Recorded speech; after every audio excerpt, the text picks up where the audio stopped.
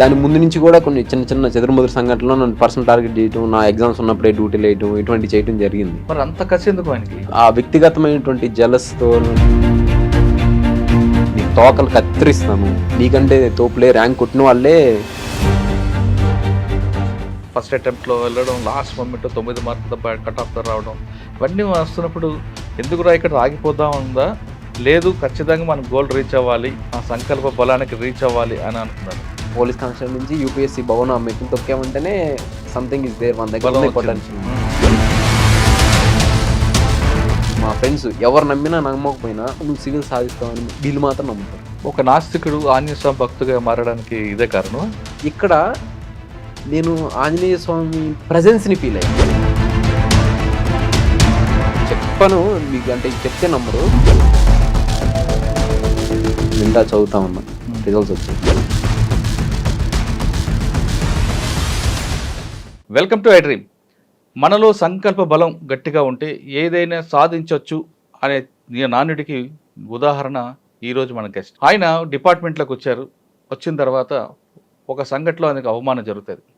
అవమానం జరిగిన వెంటనే మానసిక శోభ గురై తలదించుకొని బాధపడకుండా ఈ వ్యవస్థలో ఎక్కడో లోపం ఉంది, ఈ వ్యవస్థను చక్కదిద్దాలంటే ఏం చేయాలి అని ఆలోచించి ఆయన ఒక మంచి ఉద్దేశంతో కంకణం కట్టుకున్నారు. అదే సివిల్స్ సాధించాలని.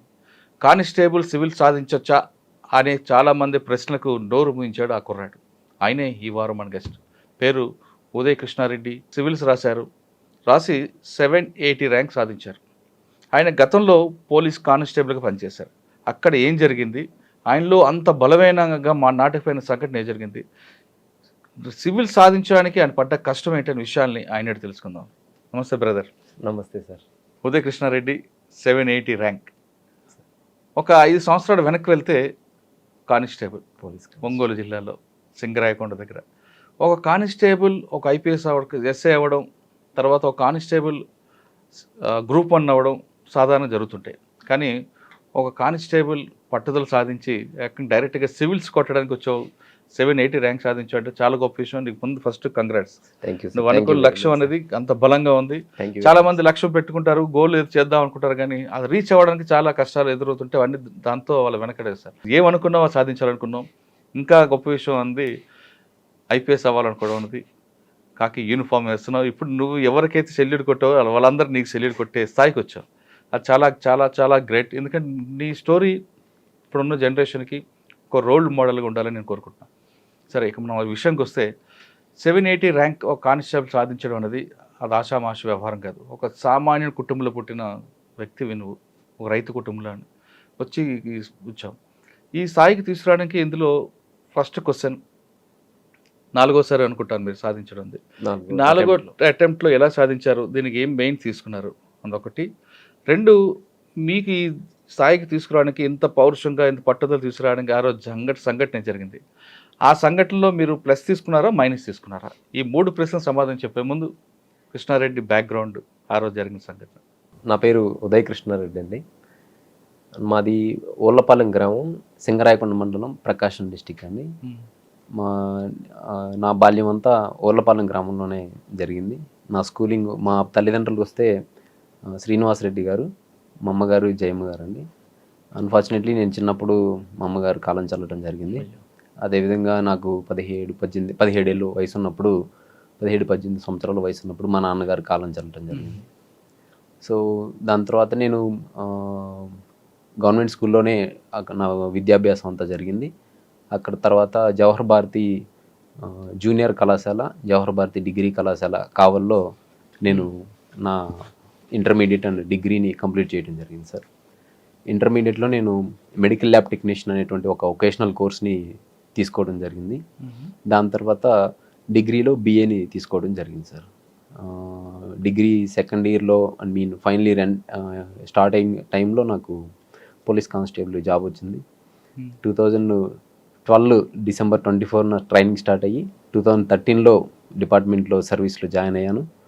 2013 నుంచి 18 వరకు పోలీస్ కానిస్టేబుల్గా పనిచేసింది సార్. 5 సంవత్సరాలు పోలీస్ కానిస్టేబుల్గా పనిచేసిన సమయంలో ఫస్ట్ ఏ పోలీస్ స్టేషన్కి వెళ్ళారు? ఫస్ట్ మాకు ట్రైనింగ్ అయిపోయిన తర్వాత యాక్చువల్గా హెడ్ క్వార్టర్లోనే అటాచ్మెంట్ ఉంచారండి. అప్పుడు 2014 ఎలక్షన్స్ ఉండటం వల్ల. ఒంగోలు ఒంగోలు హెడ్ ఎవరు క్వార్టర్. ఫస్ట్ ఎస్పీ అప్పుడు మీకు? అప్పుడు మాకు చిరువోలు శ్రీకాంత్ గారు ఉన్నారు. ఓ సిహెచ్ శ్రీకాంత్ గారు. మంచి తర్వాత officer.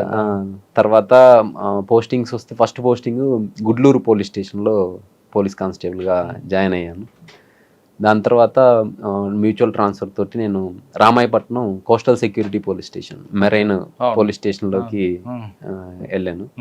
సో అక్కడ నాకు జరిగినటువంటి ఒక అవమానకరమైనటువంటి సంఘటన నన్ను ఇంకా ఆ జాబ్ని వదిలేసేసి సివిల్స్ని సాధించాలి అనే దృఢ సంకల్పానికి నన్ను పురుకొల్పింది. అంటే 5 సంవత్సరాల్లో పనిచేశారు డిపార్ట్మెంట్లో. చేశాను. రామాయపట్నం అనేది లాస్ట్ పోస్టింగా లేదా ముందేనా? Ramayapatnam last posting sir. Okay. ఈ 5 సంవత్సరాల్లో గుడ్లూరు తర్వాత ఎక్కడెక్కడ పనిచేశారు?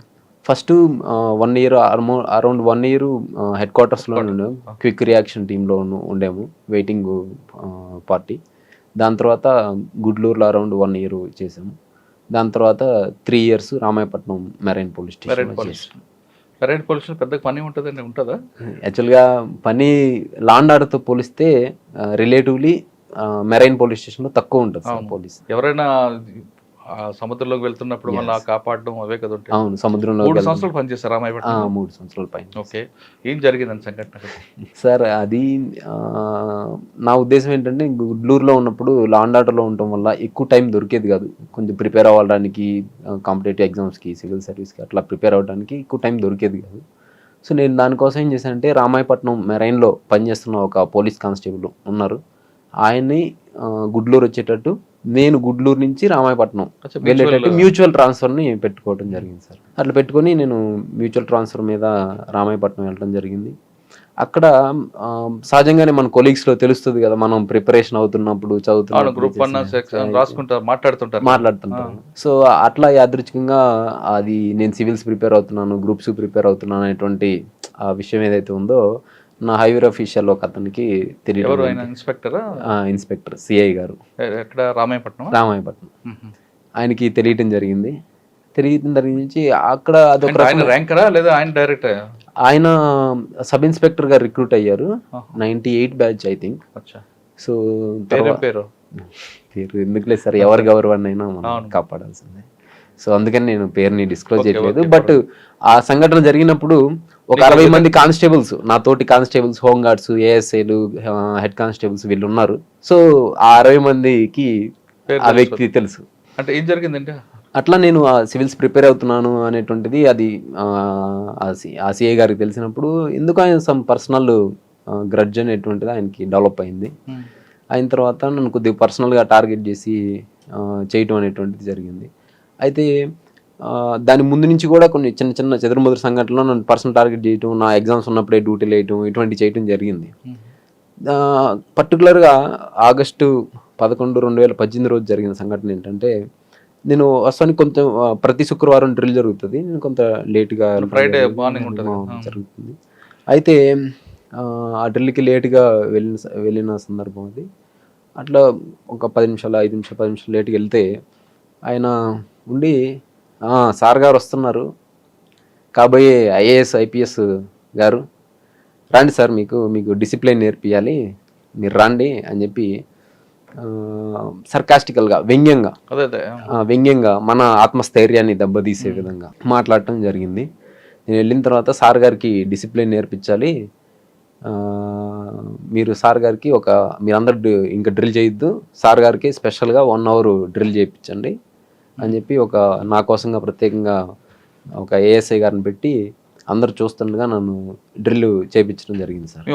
ఒక్కరికి అంటే చేపిస్తున్నప్పుడు సహజంగా ఎట్లా ఉంటుందని, ట్రైనింగ్లో ఈ డ్రిల్ పనిష్మెంట్స్ అనేవి ఉంటాయి. లేదంటే ఏదైనా లేట్ వచ్చింది, సివియర్గా ఏదన్నా చేస్తారు. కానీ సివియర్గా ఏదన్నా తప్పు చేస్తే ఛార్జ్ మెమోలో ఇటువంటి ఇవ్వటం జరుగుతుంది. కానీ ఇట్లా డెరగేటరీగా మనల్ని ఒక ఆత్మస్థైర్యాన్ని దెబ్బతీయాలి, ఒక వ్యక్తి యొక్క మనోభావాన్ని దెబ్బతీసే విధంగా చేయాలనేటువంటి ఇంటెన్షన్ తోటి చేయరు. సో ఈ రామాయపట్నం స్టేషన్ స్థాపించి 2012 నుంచి 8 6 ఇయర్స్ ఎప్పుడు కూడా అటువంటి ఎక్స్ట్రా డ్రిల్ చేసిన ఇది లేదు. అట్లా చేస్తూ ఉన్నప్పుడు మనం డ్రిల్ చేసేటప్పుడు ఏమవుతుందంటే, మార్చ్ ఫాస్ట్ చేసేటప్పుడు మనకి పాకెట్స్ ఉన్న ప్రెస్ బటన్స్ ఊడిపోతాయి కొన్నిసార్లు, ఊడిపోతాయి.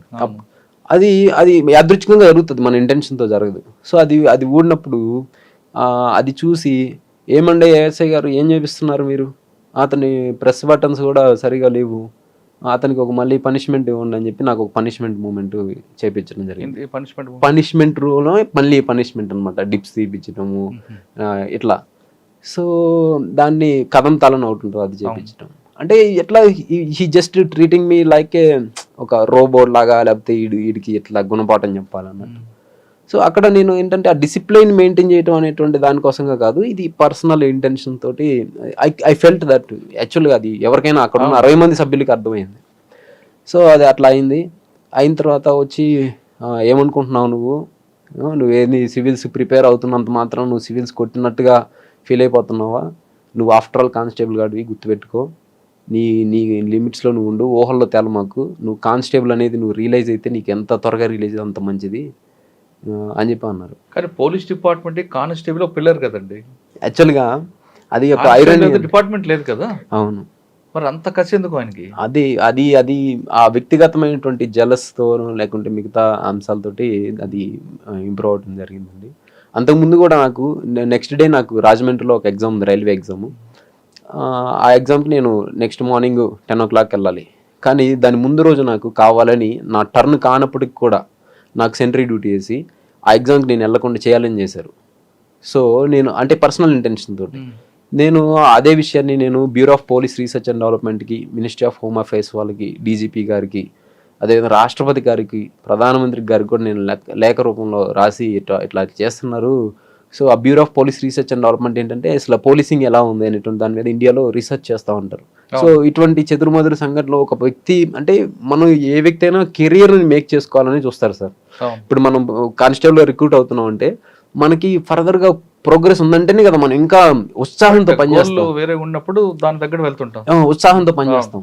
సో మనకి ఇప్పటికీ నాకు పోలీస్ డిపార్ట్మెంట్ చూస్తున్నాను, మా సీనియర్స్ కొంతమంది 20 ఏళ్ళు, 21 ఏళ్ళు, 22 ఏళ్ళు పనిచేసినా కానీ హెడ్ కానిస్టేబుల్ కూడా అవ్వట్లేదు. సో మనం కానిస్టేబుల్ జాబ్ చేస్తూ ఆ ప్రోగ్రెస్ మేక్ చేయాలి అనేటువంటి ఆ ఉద్దేశంతో కాంపిటేటివ్స్ ప్రిపేర్ అవుతూ ఉంటాం. సో ఇట్లా చేసి మళ్ళీ నేనేంటి నా ఖాళీ టైంలో నేను ప్రిపేర్ అవుతుంటాను.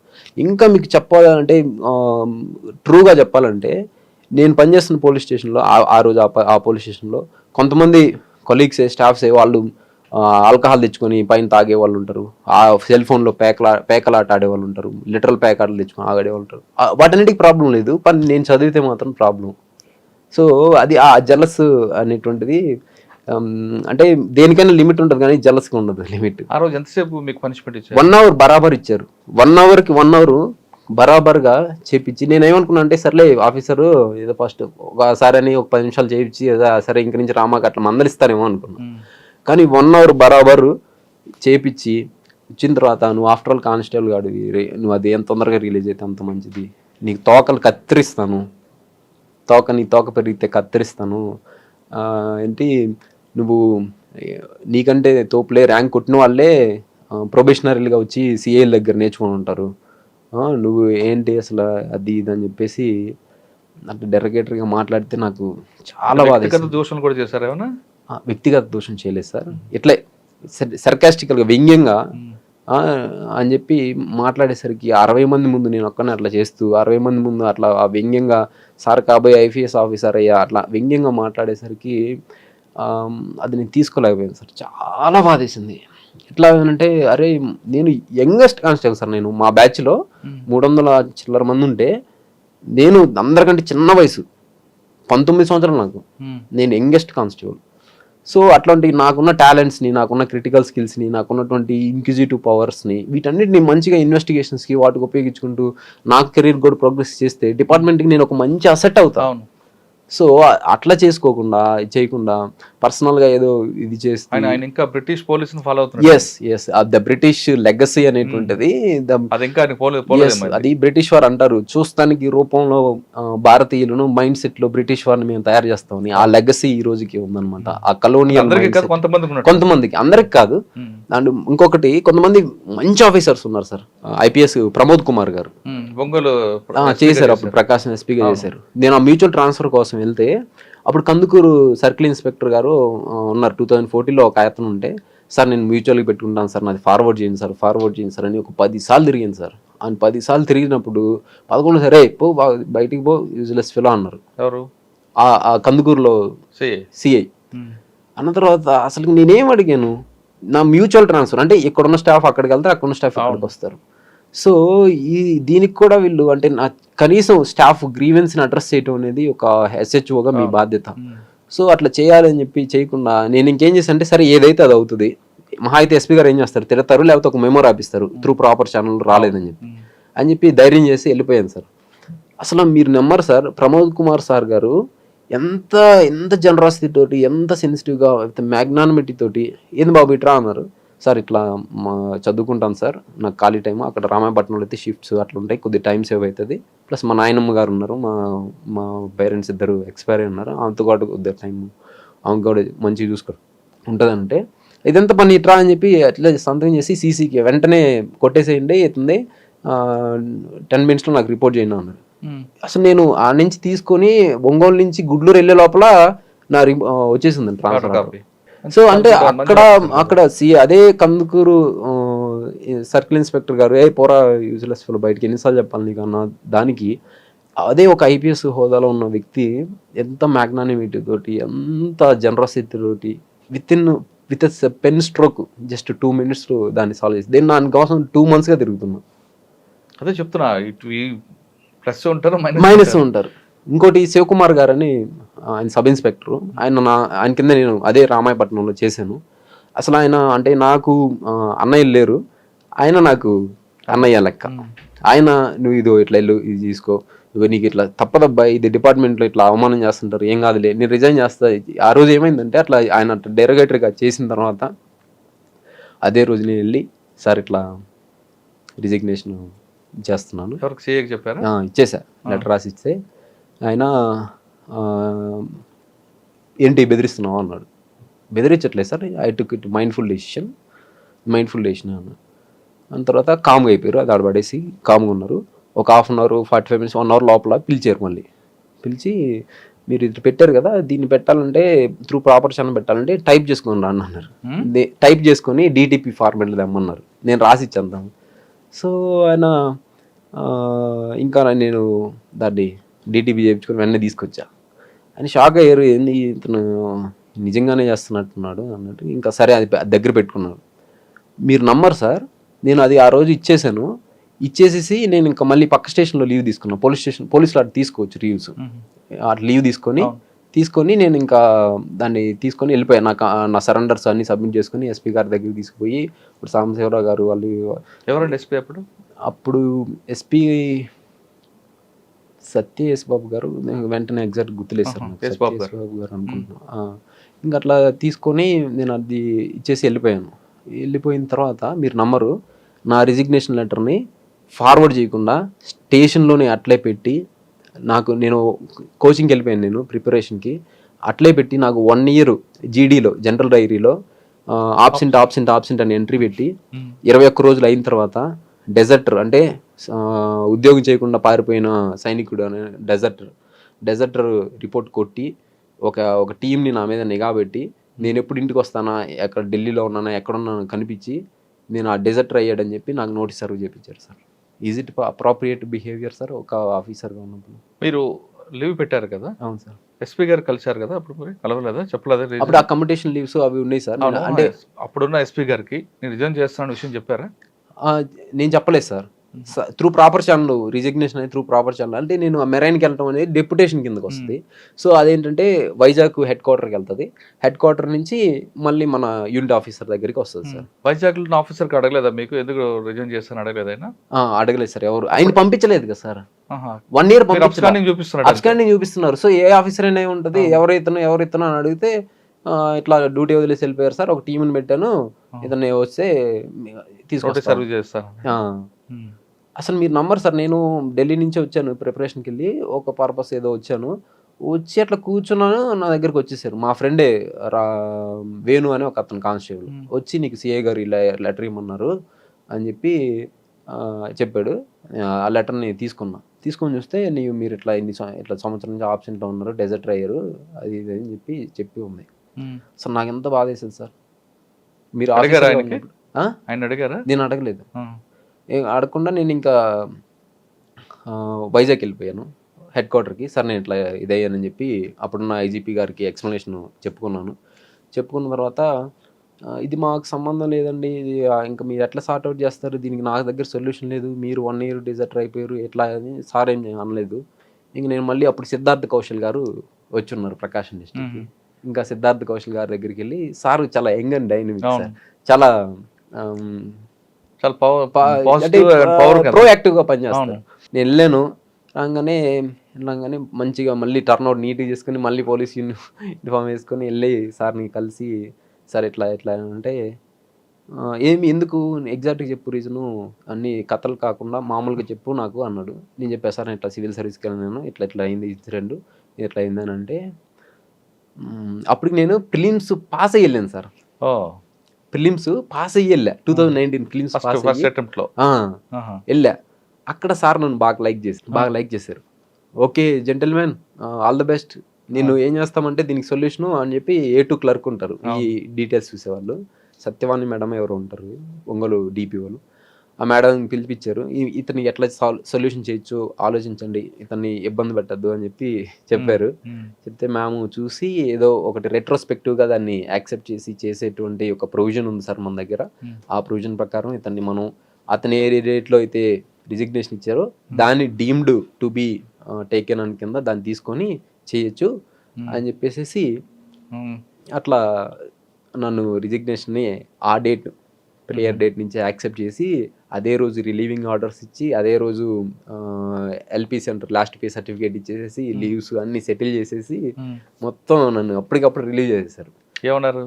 ఆల్ ది బెస్ట్ అని చెప్పారు సార్. అప్పుడు ఆఫీసర్ మీద యాక్షన్ తీసుకోలేదా? ఇంకా అప్పటికి ఆయన మారిపోయి ఉన్నారు సార్. అప్పటికి ఆయన నేను వెళ్ళే టయానికి ఆయన మనకి నోటీస్ సర్వ్ చేశారు. నేను ఇది సివిల్స్ ప్రిలిమ్స్ రిజల్ట్స్ వచ్చిన తర్వాత వెళ్ళాను. అప్పటికి ఆయన మారిపోయినట్టున్నారు సార్. ఇక్కడ మీరు రిజైన్ చేశారు. ఫైనాన్షియల్ బ్యాక్గ్రౌండ్ తీసుకుంటే మీకు అంతంత మాత్రం నాన్న అమ్మ లేరు, నానమ్మ మీద మేనమావలు చిన్నాన్నలు వాళ్ళతోనే మీరు ఆ సపోర్ట్ ఉంది కదా. జాబ్ ఉండేది అప్పట్లో 40,000 ఎంతో జాబ్ ఉండేది. రిజైన్ చేసిన తర్వాత మీరు ఢిల్లీ వెళ్ళి చదువుకోవడానికి ఆ ఫైనాన్షియల్ ఇష్యూస్ ఏమైనా వచ్చాయి? అప్పుడు ఫైనాన్షియల్ ఇష్యూస్ వచ్చాయి సార్. నేను నా సేవింగ్స్ని నేను ప్రాపర్గా మెయింటైన్ చేసుకున్నాను. తర్వాత మా మామయ్య గారు కోటిరెడ్డి గారు ఉన్నారు, ఆయన నాకు సపోర్ట్ చేశారు. అదేవిధంగా ఇంకోటి చెప్పాలంటే యాక్చువల్గా నేను జాబ్ రిజైన్ చేసింది ఆల్మోస్ట్ నా రిజల్ట్స్ వచ్చే వరకు అయితే మా నాయనమ్మకి తెలియదు నేను హైదరాబాద్లో చేస్తున్నాను అని చెప్పి. ఎందుకంటే ఆమె చాలా బాధపడతారు, ఏడుస్తారు. ఆమెకి ఏంటంటే హైదరాబాద్లో చేస్తున్నాను ఉద్యోగం, హైదరాబాద్లో చేస్తున్నాను అని చెప్పేది. నేను జాబ్ రిజైన్ చేసిన తర్వాత అది వచ్చి డైరెక్ట్ మా మామయ్య గారికి చెప్పాను. ఎవరు మీరా? నేను ఇంటికి వెళ్ళాను ఆ రోజు ఈవినింగ్, జాబ్ రిజైన్ చేశాను అన్న. ఏమైంది అన్నాడు. ఇన్సిడెంట్ చెప్పలేదు. నేను నాకు సివిల్స్ ప్రిపేర్ అవ్వాలని ఉంది, నువ్వు నాకు సపోర్ట్ చేస్తావా చేయవా అని ఇట్లా డిమాండింగ్ అడిగాను. ఇంకంతేనా నీ నిర్ణయం అన్నారు. అంతేనని చెప్పా. సరే నువ్వు నీకు ఎట్లా సపోర్ట్ ఏం చేయాలంటే నా దగ్గర ఎక్స్ అమౌంట్ ఉంది, నేను వెళ్తున్నాను వెంచరింగ్, ఇంకంతే నేను వెళ్తాను, ఇంకేదైనా ఉంటే నీకు కాల్ చేస్తా అంటే సరే నువ్వు వెళ్ళు నీ ఇష్టం అని చెప్పారు. కానీ సక్సెస్ఫుల్లీ దాన్ని మా మావయ్య గారి దగ్గర ఒక 1 year వరకు నేను అవసరం లేకుండానే నేను ఢిల్లీలో స్పెండ్ చేశాను. తర్వాత మళ్ళీ అక్కడి నుంచి హైదరాబాద్ వచ్చాను. ఇంకా అక్కడి నుంచి మా మావయ్య గారు he took care of everything. తర్వాత మళ్ళీ మీకు చెప్పాను కదా సార్, మాకు శివకుమార్ సార్ గారు SI, ఈయన ఈజ్ లైక్ బ్రదర్, SI కూడా కాదు. తర్వాత మా ఫ్రెండ్ ఉన్నాడు యోగి అని, తర్వాత రాజేష్, సునీల్, ఇట్లా వీళ్ళ సహకారంతో ఉద్యోగం రిజైన్ చేశారు. ఢిల్లీ వెళ్ళాలి, అక్కడే ఉండి చదువుకోవాలి అనే ఆలోచనలకు వచ్చింది. ఎక్కడ మీరు అకామిడేషన్ తీసుకున్నారు? రెండోది మీరు ఏం మెయిన్స్ తీసుకొని వెళ్ళారు అక్కడికి? మీ ఆప్షన్ ఏంటి పెట్టుకున్నారు? సార్ నేను ఢిల్లీ వెళ్ళడానికి ఫస్ట్ వాజీరామన్ రవి దాంట్లో జాయిన్ అవ్వాలని చెప్పేసి వెళ్ళాను సార్. నీకు ఇక్కడ నా ఫ్రెండ్ యోగి అని చెప్పాను కదా సార్, తను VROగా పనిచేస్తారు. ఆయన పనిచేసే విలేజ్లో చలిజాముల వెంకటేశ్వర్ గారు అని అన్న అప్పుడు IAS కొట్టున్నారు, 2015 బ్యాచ్ కొట్టుంటే మా ఫ్రెండ్ ఆయన దగ్గరికి తీసుకెళ్ళి అన్న ఇట్లా ఉదయ్ బాగా చదువుతాడు, ఇది ఇట్లా చేయాలనుకుంటున్నాడు అని చెప్పి అన్నకు కూడా చెప్పలా ఇట్లా ఏంది ఇన్సిడెంట్ అని. సివిల్స్ సాధించాలనుకుంటున్నాడు, ఇంకా అంబిషన్. అయితే అన్న ఏమేమి చదివావు, ఏంది సిలబస్ ఏంటంటే మొత్తం చెప్పాను నేను. సిలబస్ ఇది, ఈ బుక్స్ చదివాను. ఇంకా అసలు మేము ప్రిపరేషన్ స్టార్ట్ చేసినప్పుడు మాకు కూడా ఈ బుక్స్ మేము పరిచయం లేదు, నువ్వు ఇంకా చదివి వెళ్తున్నావు కాబట్టి ఇంకా మంచిది, అక్కడికి పలానా ఇన్స్టిట్యూట్కి వెళ్ళని చెప్తే వెళ్ళానండి.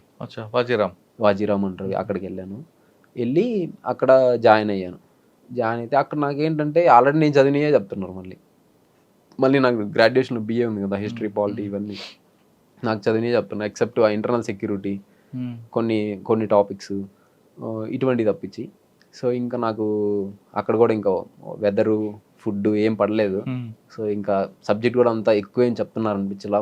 ఓకే వీళ్ళు కూడా బేసిక్సే చెప్తున్నారు. కాకపోతే ఒక ఎక్స్పోజర్ అయితే వచ్చింది. అందరూ IITs నుంచి వచ్చేవాళ్ళు, IIMs నుంచి వచ్చేవాళ్ళు అందరూ అక్కడి నుంచే స్టార్ట్ చేస్తారు అని అర్థమైంది. ఇంకా ఇన్ఫాక్ట్ తీసుకుంటే నేను ఇంకా నాకు డిగ్రీలో సబ్జెక్ట్ పరిచయం కూడా ఉంది. కొంతమందికి అసలు పరిచయం లేకుండా స్టార్ట్ చేస్తాను. అర్థమైన తర్వాత ఇంకా వెదరు ఫుడ్ వాటన్నిటి కోసం నేను హైదరాబాద్ షిఫ్ట్ అయిపోయి ఇక్కడ హైదరాబాద్లో అశోక్ నగర్లో ఉన్నాను. అక్కడ ఆప్షన్ ఏం తీసుకున్నారు మీరు? నేను political science and international relations sir. Political science and international relations తీసుకున్నాను ఆప్షనల్. తర్వాత 19 అటెంప్ట్ ఫస్ట్ టైం ప్రిలిమ్స్ అయింది, మెయిన్స్ అయింది, ఇంటర్వ్యూకి వెళ్ళాను.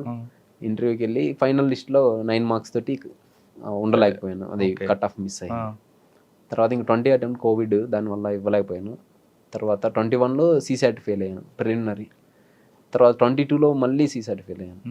GS కంప్లీట్ అవుతుంది కానీ CSAT పోతుంది. అప్పుడు బాగా డిసప్పాయింట్ అయిపోతే ఇంకప్పుడు నాకు సునీల్ అని ఇంకో ఫ్రెండ్ ఉన్నాడు, ఫైర్ SI అతను, కడపలో చేస్తాడు పులివెందుల్లో.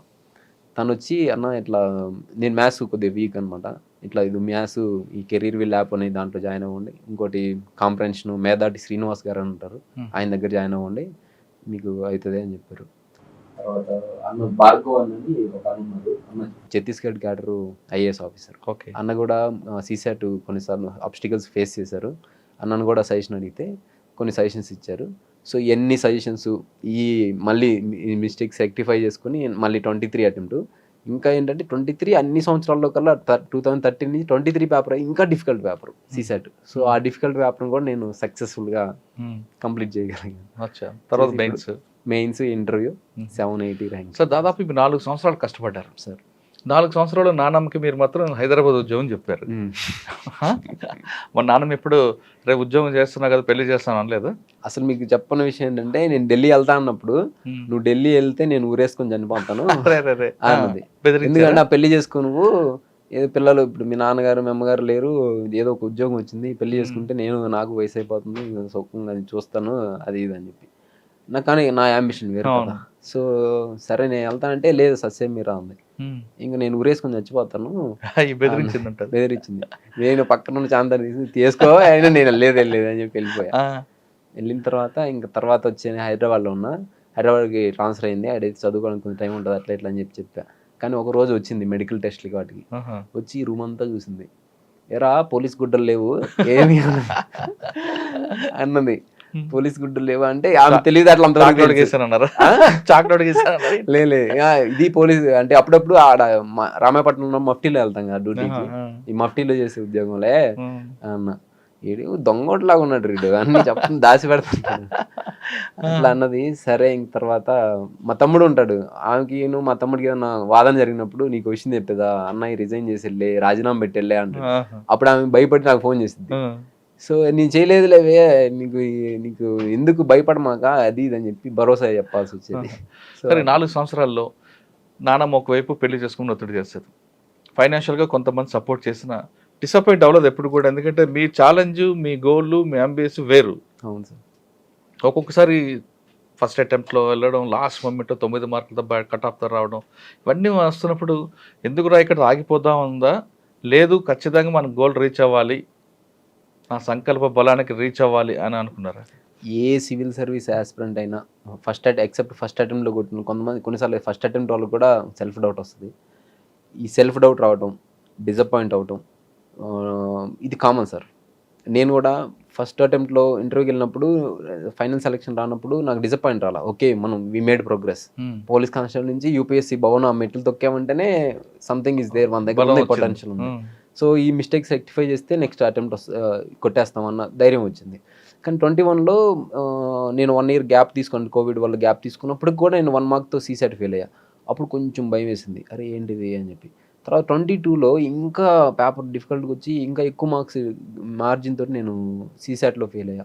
అప్పుడు బాగా భయం వేసింది, డిప్రెషన్ వచ్చింది, అసలు ఏం చేస్తే అవుతుంది ఇది, ఏం చేయాలి ఇంకా కొన్ని క్వశ్చన్స్ అసలు వాళ్ళు 2 అవర్స్ కాదు, నాకు 20 అవర్స్ ఇచ్చినా చేయలేను, అంత డిఫికల్ట్గా ఉన్నాయి కొన్ని క్వశ్చన్స్.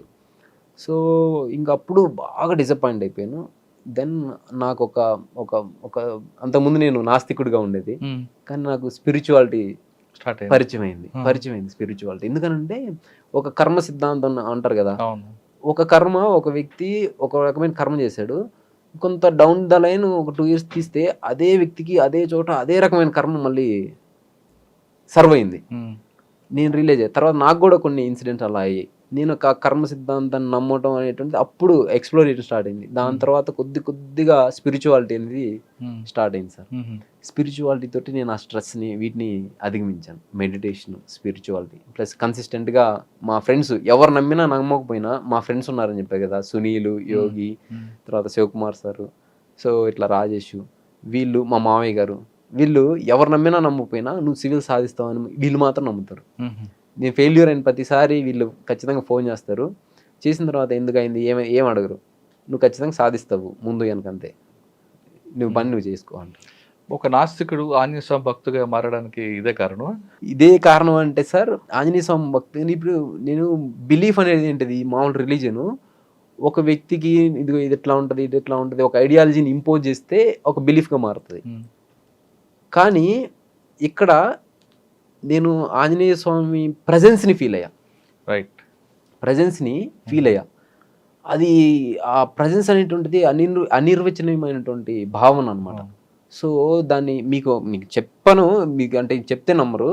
నా రిజల్ట్స్ రావడానికి 11 రోజుల ముందు నుంచి నేను నాకు ఎప్పుడు వస్తాయో తెలియదు, కానీ నేను హనుమాన్ కార్యసిద్ధి హోమం చేయాలి, ఒక 11 రోజులు ఉపాసన చేయాలనుకున్నా. హనుమాన్ చాలీసా రోజుకి 11 సార్లు పొద్దున్నే 3:45కి బ్రహ్మముహూర్తం లేచి ఉపాసన చేశా. కరెక్ట్గా 11వ రోజు అంటే నిన్న కాక మొన్న చేసి ఇక్కడ వివేక్ నగర్లో, అది చక్రపల్లిలో, ఈ అశోక్ నగర్ ఏరియాలో హనుమాన్ టెంపుల్ ఉంది. ఆ హనుమాన్ టెంపుల్లో వెళ్ళి హనుమాన్ కార్యసిద్ధి హోమంలో పాల్గొని నేను రూమ్కి వచ్చి సుందరాకాండ వింటా చదువుతా ఉన్నా. రిజల్ట్స్ వచ్చాయి, 780 ర్యాంక్ వచ్చింది. ఇంకొకటి మీరు అంటే ఎట్లా ఈ కోరిలేషన్ ఏంటి నాకు తెలియదు. రిజల్ట్స్ 12 వస్తాయా 15 వస్తాయా 16 వస్తాయో తెలియదు, కానీ నేను ఒక 11 రోజులు చేయాలి అనుకున్నా. ఎందుకనంటే కొద్ది నెగిటివ్ ఫీలింగ్స్ వస్తూ ఉన్నాయి, రాకపోతే ఏంటి పరిస్థితి, ఫైనల్ లిస్ట్లో ఈసారి కూడా లేకపోతే పరిస్థితి ఏంటి, మీరు ఒక కెరీర్ని వదిలేసాం. ప్లస్ నేను 2016 నోటిఫికేషన్లో సబ్ ఇన్స్పెక్టర్కి స్టేట్ 77th ర్యాంక్ వచ్చింది నాకు. మా జోన్లో 17వ ర్యాంక్ వచ్చింది, కానీ కొన్ని అన్ఫార్చునేట్ కండిషన్స్ వల్ల నేను దాని సర్వీస్లోకి ఉండలేకపోయాను. సో అటువంటి వాటిని కూడా నేను వదిలిపెట్టేసుకొని దాన్ని కూడా ఇంకా ఎస్ఐ ఇటువంటి వాటికి రాయకుండా వచ్చేసాను. So time, energy, resources, age అన్నిటిని ఇన్వెస్ట్ చేసేసాను. ఇప్పుడు అవ్వకపోతే పరిస్థితి ఏంటి, ప్లస్ ఛాలెంజ్ చేసి వచ్చా, ఒక మనిషిని ఇట్లా ఛాలెంజ్ చేసి వచ్చా. అప్పటికి నా ఫస్ట్ టైం ఇంటర్వ్యూకి వెళ్ళినప్పుడు ఒక అతను రామకృష్ణ అని నాకు కొలీగ్ ఉండే, ఆయనకి ఈసీ గారు ఫోన్ చేసి పలానా ఇట్లా వెళ్ళాడంట ఏంది అది అని. సో ఆ ఫెయిల్యూర్ వాళ్ళకి ఒక రకమైన రాక్షస ఆనందాన్ని ఇచ్చి ఉంటుంది. సో అది కూడా అరే మనం ఓడిపోతామా ఇంకింతేనా. ఇంకొకటి మహేంద్ర అన్న అని ఒక అన్న ఉన్నారు, అన్న నాతో పాటు కానిస్టేబులే, కానీ ఆయన తర్వాత ఎస్ఐ కొట్టి ఇప్పుడు నెల్లూరు డిస్టిక్లో చేస్తున్నారు. అన్న నేను రిజైన్ చేసి వచ్చేటప్పుడు చేశాను. తర్వాత ఆయనకి సంభవం తెలిసింది, ఫోన్ చేశాడు, నువ్వు రిజైన్ చేసావు కదా, నీకు ఒకటే చెప్తా గుర్తుపెట్టుకో, నువ్వు వెళ్ళి సాధించావు అనుకో గుడ్, ఒక 100 లక్షలాది మందికి నువ్వు స్ఫూర్తి అవుతావు. ఇంకొకళ్ళు కూడా కానిస్టేబుల్ జాబ్ని కూడా వదులుకొని చేయడానికి ముందుకు వస్తారు. మధ్యతరగతి తల్లిదండ్రులు లేని వ్యక్తులు, గ్రామీణ ప్రాంతంలో ఉన్న వాళ్ళు, తెలుగు మీడియంలో చదివినటువంటి వాళ్ళు, ఇంగ్లీష్ రానటువంటి వాళ్ళు, సో ఇటువంటి వాళ్ళందరూ నువ్వు ఒక స్ఫూర్తి అవుతావు. అదే నువ్వు సాధించలేదా ఈ మిగతా వాళ్ళు కూడా భయపడిపోతారు, ఎందుకు రిస్క్ చేయటం అది ఇది అని చెప్పి. సో అన్న చెప్పిన మాట కూడా నాకు బాగా అవన్నీ వచ్చి భలే బాధపడ్డాను సార్. చేస్తాను. మీరు ఒక ఛాలెంజ్ చేసి బయటకు వచ్చారు, మీరు ఢిల్లీ వాజీరామ్ అవ్వచ్చు, తర్వాత అశోక్ నగర్ అవ్వచ్చు, అక్కడికి వస్తున్న మిగతా బ్యాచ్మేట్స్ ఎవరైనా అంత వాళ్ళ బ్యాక్గ్రౌండ్స్ అంతా కూడా చాలా రిచ్ ఫ్యామిలీస్ నుంచి, లేదా మీరు అన్నట్ల ఏటి కర్పూరు రకరకాల వ్యక్తులు వస్తుంటారు. వాళ్ళు చూసినప్పుడు ఎవరైనా నేను ఒక చిన్న ఊరు నుంచి ఒక కానిస్టేబుల్ వచ్చాను, వీళ్ళతో కలిసి నేను జర్నీ చేయగలనా, ఈ గోల్ రీచ్ కాగలనా అనే భావన ఎప్పుడు వచ్చిందా? చాలాసార్లు వచ్చింది సార్. అయితే ఎవరి ద్వారా అయితే ఆ భావన వచ్చిందో వాళ్ళ ద్వారా ఆ భావన కూడా పోయింది. ఎందుకంటే ఇప్పుడు నా చుట్టూ ఐఐటి, నాకు భార్గవ్ అని ఉన్నాడు, ఈ సంవత్సరం 590 ర్యాంక్ వచ్చింది, లాస్ట్ ఇయర్ 772 భార్గవ్. తను ఐఐటి బాంబే, తర్వాత విశాల్ అని ఉన్నాడు ఇంకొక ఆయన, అతను 3-4 ఇంటర్వ్యూస్ ఇచ్చారు, ఆయన ఐఐటి బాంబే. తర్వాత జగత్ సాయి, రాళ్లపల్లి జగత్ సాయిని ఇప్పుడు యూపీ క్యాడర్లో ఐఏఎస్గా పనిచేస్తున్నారు, తను ఐఐటి ఖరగ్పూర్. తర్వాత శామ్యుల్ వెస్లీ అని ఒక అతను ఉన్నారు, ఆయన 3-4 ఇంటర్వ్యూస్ ఇచ్చారు, ఆయన గుజరాత్ గిఫ్ట్ సిటీలో చేస్తున్నారు. సో ఆయన ఐఐటి ఖరగ్పూరే. సో వీళ్ళందరిని చూసి నాకు భయం వేసింది, అరే వీళ్ళందరూ ఐఐటి వాళ్ళరా, నేను మామూలు స్కూలు కాలేజు ఏంటి అసలు, నాకు పెద్ద ఇంగ్లీషు ఇంత వీళ్ళకి వచ్చినంత ఇదిగా రాదు అని చెప్పి. కానీ నేను ఎప్పుడైతే ఫస్ట్ అటెంప్ట్లో ఇంటర్వ్యూకి వెళ్ళానో నాకు అక్కడ జగత్ సాయి పరిచయం అయ్యారు, అక్కడ ఢిల్లీలో పరిచయం అయ్యి చెప్పాడు, నేను ఇట్లా ఐఐటి ఖరగ్పూర్, అసలు నువ్వు ఇట్లా వచ్చావంటే నీకు చాలా గ్రేట్ ఉదయ్, నువ్వు యూ విల్ మేక్ ఇట్ అని. ఇంకోటి రాహుల్ రాహుల్ రెడ్డి నంద్యాలలో జాయింట్ కలెక్టర్ చేస్తున్నారు అన్న నేను ఒకే బెంచ్లో రాశాను మెయిన్స్, ఆ సంవత్సరం అన్నకి ఐఏఎస్ వచ్చింది. అన్న చెప్పారు, ఆ ఎగ్జామ్ హాల్లో చెప్పాడు, ఉదయ్ నువ్వు ఫస్ట్ అటెంప్ట్ డేట్ వచ్చావు కదా, నువ్వు ఖచ్చితంగా ర్యాంక్ కొడతావు, ఇదే మూమెంట్ అని కీప్ అప్ చేయి, ఫెయిల్యూర్స్ వచ్చినా సక్సెస్ వచ్చినా పెద్దగా డిమోటివ్ అవ్వకని. ఇట్లా ఎవరి వల్ల అయితే ఈ భద్రతా భావం ఇలా అందరితో పోటీ కలవాలని అని వచ్చిందో వాళ్ళ వల్లే నాకు మళ్ళీ భద్రతా భావం వచ్చింది. ఇప్పుడు వీళ్ళే నాకు భార్గవే సీసాట్ గురించి కొంత చెప్పడం, విషయాలు అన్న మీరు చాలా బాగా పాయింట్స్ని జనరేట్ చేస్తున్నారని చెప్పడం, వెస్లీ కానీ జగత్ సాయి ఇట్లా వాళ్ళ వల్లే పోయింది. అవునా? అశోక్ నగర్ మీరు ఉన్నారు, ఈ ఇన్స్టిట్యూషన్ మీకు ఎలాగ మీకు సపోర్ట్ చేసింది ఇప్పుడున్న? శరత్ చంద్ర. అవును సార్, యాక్చువల్గా శరత్ సారు నాకు దొరకడం అనేది గుడ్ మెంటర్ దొరకడం అనేది, నేను అదృష్టం అంటారు కదా సార్, అదృష్టం అంటే ఏదో బంగారం దొరకటమో లాటరీ కొట్టడం కాదు, మంచి వ్యక్తుల్ని మన జీవితంలో పరిచయం అవటం కూడా అదొక అదృష్టంగానే నేను నమ్ముతా సార్. ఎందుకనంటే ఇప్పుడు శరత్ సార్ ఉన్నారు, శరత్ సార్ ఏం చేస్తారంటే నన్ను అర్థం చేసుకున్నారు, నా కెపాసిటీస్ ఏంది, నా వీక్నెస్ ఏంది, నా స్వాట్ అనాలిసిస్ చేసి నాకు ఏమేం చేయాలి, ప్రిలిమ్స్కి ఏం చేయాలి, మెయిన్స్కి ఏం చేయాలి, ఇంటర్వ్యూకి ఏం చేయాలి, ప్రిలిమ్స్కి నోట్స్ ఎలా ప్రిపేర్ చేసుకోవాలి, తర్వాత మెయిన్స్ అప్పుడు నేను లాస్ట్ టైం 2019 అటెంప్ట్ అప్పుడు ఒక 110 మార్క్స్కి వదిలేసి వచ్చా. సో ఈ 110 మార్క్స్ వదిలేకుండా వచ్చుంటే నేను సర్వీస్లో ఉండేవాడిని సర్వీస్లో. సో దీన్ని ఏం చేయాలి, దీని అడ్రస్ అంటే ఈ విధంగా చేయాలి, ఇట్లా నాకు పర్సనలైజ్ చేసేసి శరత్ సారు ప్లస్ నన్ను ఊరికే ఎవ్రీడే రాయమంటారు, ప్రతిరోజు రాసి ఒకే ఒక ఆన్సర్ ఒక A4 షీట్లో రాసి పంపిస్తే ఆయనకి ఎంత టైం ఉన్నా నాకు టైం కేటాయించి చేశారు. ఇంకా ఒక పాయింట్ ఆఫ్ టైంలో నేను ప్రిపరేషన్ అంటే కొంత సార్ నేను డూమేట్ వెళ్ళిపోతున్నాను, నాకు వేరే ఎగ్జామ్స్ కూడా చూస్తాను, ఇది అల్లా అయ్యేటట్టు కాదన్నట్టుంటే, సరే నీకు ఒక క్వశ్చన్ పేపర్ ఇస్తాను, ఆ క్వశ్చన్ పేపర్లో క్వశ్చన్స్ రాసేసి నాకు ఇచ్చేసి వెళ్ళిపో అన్నాడు. రాసి ఇచ్చాను. ఇచ్చిన తర్వాత మళ్ళీ ఆయన ఇంకో క్వశ్చన్ పేపర్ ఇచ్చాడు, ఆల్రెడీ రాసిన పేపర్, ఈ రెండు చూడు దేంట్లో ఎక్కువ పాయింట్స్ ఉన్నాయి, దేంట్లో ఎక్కువ రాసి ఉన్నాయి చూస్తే ఆల్రెడీ అది ఒక సర్వింగ్ చేస్తున్న సెలెక్ట్ అయిన ఐపీఎస్ ఆఫీసర్ పేపర్ అనమాట. చూడు కొన్ని క్వశ్చన్స్ నువ్వు ఆయన కంటే కూడా నువ్వు బాగా రాస్తున్నావు, ఓన్లీ సీసాట్ దాన్ని ఒక్కదాన్ని 4 మిస్ ఖచ్చితంగా ర్యాంక్ వస్తుంది చెప్పారు. ఆయన మాట సర్వ్ చేశారు, నాకు ప్రతి చోట ప్రిలిమ్స్ మెయిన్స్ ఇంటర్వ్యూ అన్ని స్టేజ్లో హెల్ప్ చేశారు. మీరు పోలీస్ కానిస్టేబుల్ చేస్తున్న సమయంలో కానీ తర్వాత కానీ మీరు ఎందుకంటే పోలీస్ డిపార్ట్మెంట్ రిలేషన్ ఉన్నారు కదా, ఎప్పుడైనా క్రైమ్ డైరీస్ ఇంటర్వ్యూస్ మీలో ఒక చర్చకు వచ్చింది ఎప్పుడైనా? చాలాసార్లు వస్తుంది సార్. ఎందుకనంటే సమాజం ఉంటుంది, సమాజం అంతా కంప్లైంట్స్ అంటే ఒక చట్టము లేకపోతే సమాజం ఒక పూలప్ అయ్యి పాపులర్ సావరెంటీ పార్లమెంట్ ద్వారా ఎక్స్ప్రెస్ అయ్యి దాని ద్వారా చట్టాలు వస్తాయి. అవును. సో ఈ చట్టాలు అనేటువంటి వాడిని అందరూ ఫాలో అయితే ఓకే, వెల్ అండ్ గుడ్, కానీ డీవియంట్ బిహేవియర్ ఉంటుంది. ఎక్కువ మంది ఈ డీవియంట్ బిహేవియర్ గురించి మాట్లాడటానికి ఇష్టపడరు. ఇటు ఎందుకురా వాడు పెరద్ర పుట్రా వాడిని వదిలేసేయని అంటారు. సో అంటే వాడిని పట్టించుకోవడానికి ఇష్టపడరు. సో అట్లా సమాజంలో ఉన్నటువంటి డీవియంట్ బిహేవియర్ దాన్ని క్రైమ్ రూపంలో ఎక్స్ప్రెస్ అవుతూ ఉంటుంది. సో ఈ క్రైమ్ని చర్చించటం, దాని సున్నితమైనటువంటి అంశంగా మీరు దాన్ని తీసుకొచ్చి ప్రజలకి దాన్ని విభిన్న దృక్పథంలోంచి, మీ దృక్పథం ఒకటి, ప్రజలది ఒక దృక్పథం ఉంటుంది, ఆఫీసర్స్ది ఒక దృక్పథం ఉంటుంది, ఈ మూడింటిని జోడించి ఒక చోట ప్రజెంట్ చేయటం అనేటువంటిది that is a beautiful job sir అది యాక్చువల్గా. దానివల్ల ఏమవుతుందంటే నేరాలు యొక్క సరళి అంటే ట్రెండ్ ఎలా ఉంది, ఆఫీసర్స్ ఆ నేరం పట్ల ఎటువంటి దృక్పథాన్ని కలిగి ఉన్నారు, అదేవిధంగా చట్టంలో ఉన్నటువంటి లోపాలు కావచ్చు ఒకటి. రెండోది నేరం చేసిన వ్యక్తి యొక్క స్వతహాగా చేసేటువంటి మోటివ్ ఏదైతే ఉంటుందో దానికంటే కూడా ఎక్స్టర్నల్ ఫ్యాక్టర్స్కి ఎక్కువ ఇన్ఫ్లుయెన్స్ అవుతాయి. సో ఇవి ఎట్లా ఇన్ఫ్లుయెన్స్ చేస్తాయి వ్యక్తిత్వాన్ని. సో దానివల్ల ఆ వ్యక్తి యొక్క జీవితం, ఆ వ్యక్తి యొక్క కుటుంబం, ఆ వ్యక్తి యొక్క గౌరవం అనేటువంటి ఎట్లా ఇంపాక్ట్, ఇన్ని అంశాలు మీ క్రైమ్ డైరీ ఇంటర్వ్యూస్ ద్వారా తెలుసుకోవచ్చు sir. Okay, so that is a very beautiful thing. That is why మీకు ఇంటర్వ్యూ స్టార్టింగ్ ముందే మీరు రికార్డ్ చేయడానికి ముందు కూడా I'm feeling very happy to meet you sir అని చెప్పి చెప్పింది. సార్ ఒకసారి మనం వెనక్కి వెళ్దాం. ఇప్పుడు మీకు 780 ర్యాంక్ వచ్చింది, మరొకసారి ఇంకొకసారి అటెంప్ట్ చేయాలి ఎందుకు అనుకుంటున్నారండి? దానికి ఉన్నాయి సార్ రీజను. మీరు నాకు కూడా అడిగారు పోలీస్ మీరు ఐపీఎస్ అయితే ఇంకా బాగుంటుంది అని. అంటే ఇంకో చెప్పండి, మీరు ఇప్పుడు ఒకవేళ ఇంటర్వ్యూలో సెలెక్ట్ అయిన తర్వాత ఆప్షన్లో మీకు ఐఏఎస్ ఐపీఎస్ వచ్చింది అనుకోండి, దేని మీరు ప్రయారిటీ ఇస్తారు? సార్ నేను ఐఏఎస్కే ప్రిఫరెన్స్ ఇస్తాను సార్. Okay, why? బికాజ్ నాకు ఈ సమాజంలో ఇప్పుడు నాలాగా ఉన్న పిల్లలు ఉన్నారు, వాళ్ళకి ఇప్పుడు నాకన్నా సపోర్ట్ సిస్టమ్ ఉంది, ప్లస్ అది నా ఎబిలిటీస్ ప్లస్ నాకున్న బ్యాక్గ్రౌండ్ కావచ్చు, నా సోషల్ కన్స్ట్రక్ట్ కావచ్చు. సో వీటన్నిటి ద్వారా నాకు సపోర్ట్ సిస్టమ్ అనేది మొబిలైజేషన్ అయ్యింది. కానీ అది లేని వాళ్ళ పరిస్థితి అండి. సో అటువంటి వాళ్ళకి కూడా నా వంతు కృషి చేయాలి, వాళ్ళకి హెల్ప్ చేయాలి, రిసోర్సెస్ని. కానీ నా వ్యక్తిగత హోదాలో నేను అన్ని వేల కోట్లు లేకపోతే ఇన్ని మానిటరీ రిసోర్సెస్ నేను పర్సనల్గా నా దగ్గర లేవు. సో నేనేం చేయాలను, ఒక డెసిషన్ మేకింగ్ పొజిషన్లో ఉన్నాను అనుకో, గవర్నమెంట్ రిసోర్సెస్నే నీడీ పీపుల్కి అందించగలుగుతా. ఒకటి. రెండోది ఏంటంటే నేను బలంగా చాలా దృఢంగా ఐఏఎస్ అవ్వాలి ఎందుకు అనుకుంటున్నాను అంటే, మనకి 108 సర్వీస్ ఉంది సార్. మనకి ఎక్కడన్నా యాక్సిడెంట్ అయితే వచ్చి అయ్యో కుర్రోమర్రో అనుకుని కాల్ చేస్తే వచ్చి తీసుకెళ్ళి హాస్పిటల్లో చేసి అంత ఆపరేషన్ చేస్తారు. ఏదైనా ఇబ్బంది అయితే ఫ్యామిలీ వాళ్ళు ఇల్లు లేకపోతే హాస్పిటల్లోనే ఇన్పేషెంట్ వార్డు. కానీ జంతువులకు అలా లేదు కదా సార్. జంతువులు మీరు హైవే మీద మీరు ట్రావెల్ చేసి ఉంటారు, కొన్నిసార్లు జంతువులు కొట్టి ఉంటాయి.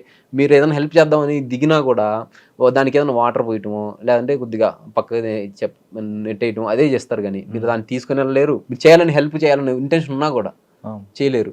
సో మేము మూగజీవులు ఎంత బాధపడతాయి సార్, ఎంత బాధపడతాయి. సో వాటి యొక్క వేదనని మనం అర్థం చేసుకోలేం. సో అవి చెప్పలేవు కూడా.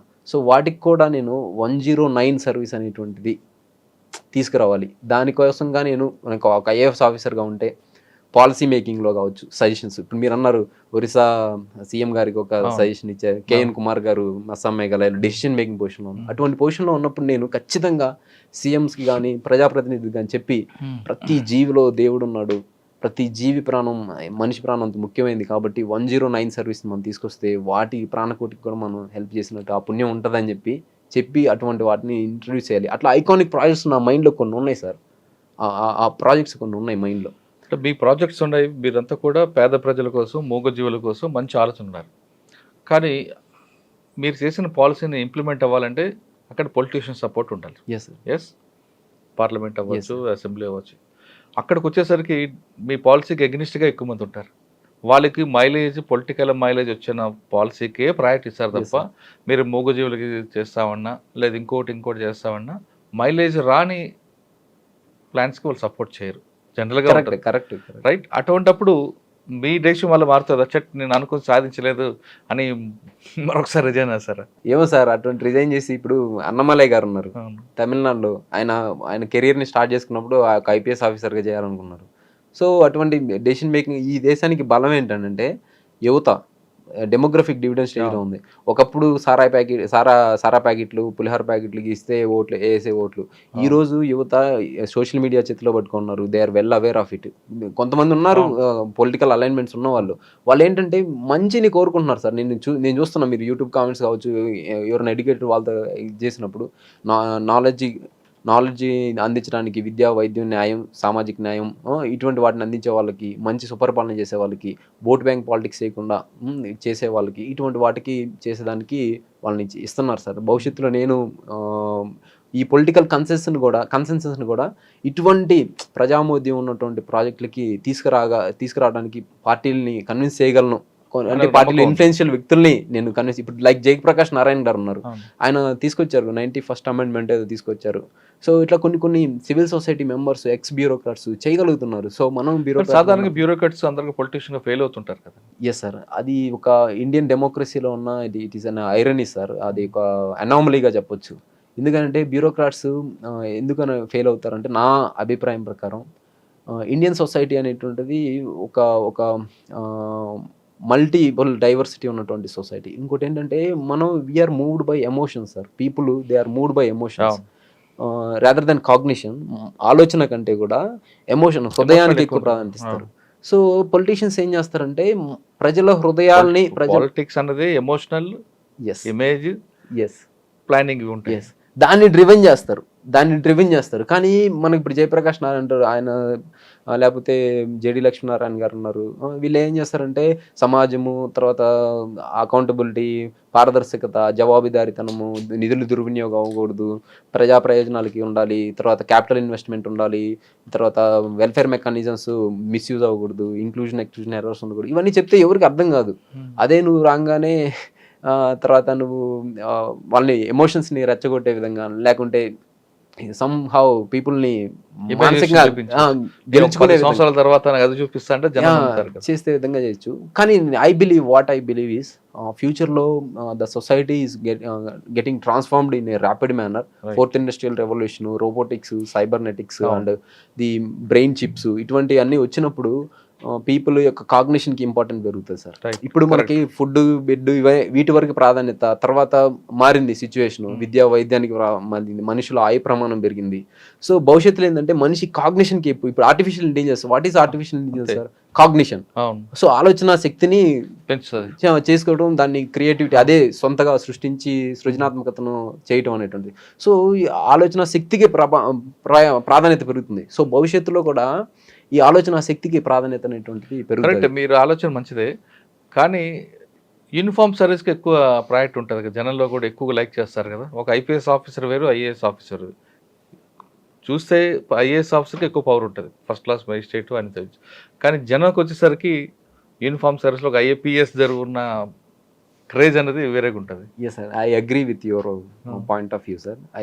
యూనిఫామ్ సర్వీస్కి ఉన్నటువంటి క్రేజ్ ఎందుకనంటే that is police is the direct manifestation of power sir, direct manifestation of power. ఇక్కడ ఐఏఎస్ దగ్గర కూడా, డిస్ట్రిక్ట్ మ్యాజిస్ట్రేట్ దగ్గర కూడా పవర్ ఉంటుంది, కానీ ఆయన డైరెక్ట్ మేనిఫెస్టేషన్ చేయరు, ప్రజలని డైరెక్ట్ ఇంపాక్ట్ చేయరు, ఆయన ఇండైరెక్ట్ గా ఇంపాక్ట్ చేస్తుంటారు. ఇప్పుడు మనకు రేషన్ ఉంటుంది, పేదవాడు రోజు అన్నం తింటాడు, అది మన కలెక్టర్ గారి ద్వారా అది ఆ ప్రోగ్రామ్ అమలవుతుందని తెలియదు పేదవాళ్ళకి, మెజారిటీ పేదవాళ్ళకి. కానీ ఒక వ్యక్తి ఒక కుటుంబాన్ని లేదా కొట్టారనుకోండి, ఇప్పుడు పోలీసు వాళ్ళ దగ్గరికి వెళ్తే వాళ్ళు వచ్చి ఈ ప్రాబ్లం సాల్వ్ చేస్తారని ప్రజలకి, పీపుల్కి తెలుస్తుంది. దట్ డైరెక్ట్ మేనిఫెస్టేషన్ అనేటువంటి కాంటాక్ట్ ఉండటం వల్ల ఆ ఇమేజ్ అనేటువంటిది పెరుగుతుంది సార్. సో ఐ బిలీవ్ ఫ్యూచర్లో కూడా పీపుల్ కాగ్నిషన్, చెప్పాను కదా, కాగ్నిషన్ ఇంపార్టెన్స్ పెరిగినప్పుడు, ఇటువంటి ప్రజల ఆలోచన శక్తి పెరిగినప్పుడు, ఓకేనా, అది అన్నారంట ఒక ఆమె అంటారు, పొలిటికల్ థింకర్, ఆమె అంటారు ప్రజల ఆలోచన శక్తి పెరగాలి, వాళ్ళు సివిక్ రిపబ్లికనిజంలోకి రావాలి, వాళ్ళు పాలిటిక్స్లో ఆలోచన చేయాలి, పాలిటిక్స్లో కూడా వివేచన చేయాలంటారు. సో అది పెరిగినప్పుడు ఖచ్చితంగా బ్యూరోక్రసీ. ఇప్పుడు మీరు 780లో ఐపీఎస్ తీసుకుంటారా? 780లో ఐపీఎస్ వస్తే ఖచ్చితంగా ఐపీఎస్ తీసుకుంటాను సార్. బట్ నేను మళ్ళీ బెటర్ అటెంప్ట్, నాకు ఇంకా అటెంప్ట్స్ ఉన్నాయి, నేను ఖచ్చితంగా మళ్ళీ. ఒకవేళ ఐపీఎస్ తీసుకున్నారనుకోండి, మీకు ఏపీ క్యాడర్ వచ్చింది అనుకుందాం, ఓకే, ఏపీ క్యాడర్లో మరి మీకు అవమానపరిచిన ఆఫీసర్ ఎదురయ్యారు అనుకోండి, అప్పుడు ఏం చేస్తారండి? నన్ను అవమానించినటువంటి ఆఫీసర్ ఎదురైన సందర్భంలో మామూలుగా చాలా కామన్గా వచ్చేటువంటి ఆలోచన, మీరు ఏం టెన్షన్ అడిగారు నాకు తెలుసు, ప్రతీకారమా లేకపోతే ఆ రివెంజ్ ఉంటుందా అన్నటువంటిది. సో నా ఉద్దేశంలో ఏంటంటే సార్, రివెంజ్, నా ఉద్దేశం అది కాదు, ప్రతీకారం తీర్చుకుంటారని కాదు. ఆ వ్యక్తి మీకు ఒక విధంగా హెల్ప్ చేశాడని నేను అంట, అంటే మీరు ఆ రోజు అవమానపరిచారు, దానికి ఎవరు కాదనరు, కానీ అవమానపరచడం పీక్ స్టేజ్కి వచ్చింది కాబట్టి మీలో ఒక కసి బయలుదేరింది. ఆ కసి వల్ల మీరు ఆ రేంజ్లో ఖచ్చితంగా వెళ్ళాలని వచ్చారు. ఒకవేళ ఆ సంఘటన జరగలేదు అనుకుంటే మీరు రొటీన్గానే ఎఫర్ట్స్ పెడతా ఉండేది, అది వెళ్తుంటారు, కానిస్టేబుల్ నుంచి లేదు మహా అయితే ఎస్ఐ అవుతారు, లేదంటే గ్రూప్ 1 రాస్తారు. అయితే నేనే ఆ విధంగా భావిస్తారా, లేదు ఆయనకు ఒకసారి నేను చూడాలి అంటారా? నేనేమంటానంటే, హెల్ప్ చేయాలన్నప్పుడు మనం యాక్షను, దాని అనుకున్నటువంటి ఇంటెన్షన్, రెండింటిని చూడాలి. యాక్షన్, ఇంటెన్షన్ రెండు హెల్ప్ చేయాలనేటువంటి ఇంటెన్షన్తో ఉన్నాయనుకోండి, సో అప్పుడు అది హెల్ప్ అవుతుంది.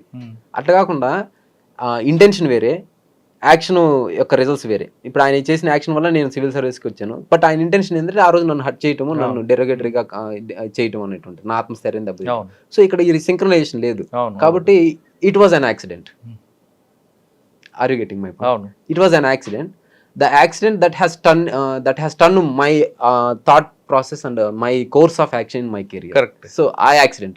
So ఇప్పుడు మీరు ఎప్పుడైనా మీకు ఒక స్పాట్లో యాక్సిడెంట్ అయింది అనుకోండి, ఆ స్పాట్కి వెళ్ళినప్పుడు జాగ్రత్తగా ఉంటారా? ఉంటాం. మైండ్ఫుల్గా ఆలోచన చేస్తారా? Definitely ఉంటాం. ఓకే, ఇది ఒక చేదు అనుభవం అనుకుంటారా లేదా? అవును. సో నేను కూడా అలాగే ఇది ఒక చేదు అనుభవం అనుకుంటాను. అదేవిధంగా ఆ ఆఫీసర్ మీద నాకు ఎటువంటి రివెంజ్ కానీ ఉండదు. ఎందుకంటే నేను చెప్పాను కదా, I believe in the philosophy of కర్మ ఒకవేళ సిద్ధాంతం. రివెంజ్ చేసుకుంటే మీ హోదాను తగ్గించినట్లు అవుతారు. అది ఇది చెప్తున్నాను కదా, గాంధీజీ గారు ఏమంటారు, బలహీనులే రివెంజ్ తీర్చుకోవాలంటారు, బలవంతులు క్షమించి వదిలేస్తారు అనేటువంటి అదే అది విజ్ఞతకు వదిలేస్తే ఒకటి. రెండోది ఏంటంటే విజ్ఞత కూడా కాదు సార్, విజ్ఞతకు వదలను నేను, కర్మ సిద్ధాంతానికి వదిలేస్తాను. మనం చేసిన కర్మల కర్మ యొక్క సిద్ధాంతాన్ని మీరు గతంలో చేస్తుంటారు, మీకు ఎవరికి అవమానపరుచుంటారో అది మీకు ప్రతిఫలం అందిపోయింది అనుకుందాం. Okay right. ఒకవేళ మీరు ఐపీఎస్ ఆఫీసర్ అయ్యారు, కానిస్టేబుల్ నుండి మీరు చూశారు, కానిస్టేబుల్కి అరే తురే అని పిలవడం, పేర్లు పెట్టి పిలవకుండా నెంబర్ పెట్టి పిలవడం. అంటే కానిస్టేబుల్ అంటే వాళ్ళ దృష్టిలో ఒక చిన్న స్థాయి, ఒక ఆఫ్టర్ ఆల్ కానిస్టేబుల్ అని మీకు ఒక ఆయన అన్నారు అంటున్నారు కదా, అటువంటి వర్డ్స్ మాట్లాడతారా? లేదు ఆ కష్టం నష్టం ఆ గౌరవం వాళ్ళకున్న మానసిక శోభ, వాళ్ళకు ఒక ఆత్మగౌరవం ఉంటుందని గుర్తించి వాళ్ళు కూడా, అంటే ర్యాంక్ అనేది డిఫరెంట్, లెవెల్ అనేది ఒక వేరేగా ఉంటుంది, కానీ వాళ్ళు కూడా సమానంగా గుర్తిస్తారు మీరు? సార్ యాక్చువల్గా ఇప్పుడు పోలీసింగ్ విధానం అనేటువంటిది చేంజ్ అవుతూ ఉంది. మనం ఇంకా బ్రిటిషర్స్ ఆ లెగసీ, ఆ మూలాలు కొన్ని అనేటువంటివి ఉన్నాయి. పోలీసింగ్ అనేటువంటిది 90% ఐ మీన్ 85% లోయర్ ర్యాంక్ పీపుల్తోనే అది మీరు అన్నట్టు police constable basic pillar. So వాళ్ళని మనం ఇంకా ఉత్సాహపరిచి వాళ్ళ దగ్గర ఉన్నటువంటి టాలెంట్స్ని బయటికి తీసి చేయాలంటే, ఇప్పుడు ఒక కన్స్ట్రైన్డ్ సిచ్యువేషన్లో ఒక ఫ్లవర్ బ్లూమ్ అవ్వదు. అవును. అదే ఒక స్వేచ్ఛాపరమైన